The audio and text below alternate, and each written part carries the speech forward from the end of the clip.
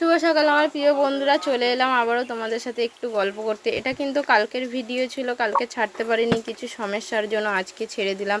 এখানে মেয়ের সকাল সকাল জামা কাপড়টা ধুয়ে দিয়েছি, কারণ মেঘ পানি এই যে কারণে তাড়াতাড়ি করে ধুয়ে দিয়েছি। আর এখানে ঘরটা আমি রান্নাঘরটা লেপতে পারি না, কীরকম অবস্থা, কারণ মেয়েটাকে নিয়ে প্রচণ্ড ব্যস্ত থাকি এই কারণে। আর এটা কিন্তু মেয়ের চাল বাটা, আমি শিলে বেটে তারপরে মেয়েকে আমি খাওয়াই, মানে আর চালটাকে আমি ভিজিয়ে রেখে বেটে তারপরে গিয়ে রান্না করে আমার মেয়েকে দুধের সাথে মেয়েটাকে খাওয়াই। এটা খাওয়ানো কিন্তু খুবই উপকার, তোমার কেনা গুঁড়ির থেকে বেটে ঘরে চাল খাওয়ানো খুবই ভালো বাচ্চাদের। কেন হয়ে গেছে দেখো আমার মেয়ের কিন্তু প্রচণ্ড পরিমাণে খিদেও লেগে গিয়েছে।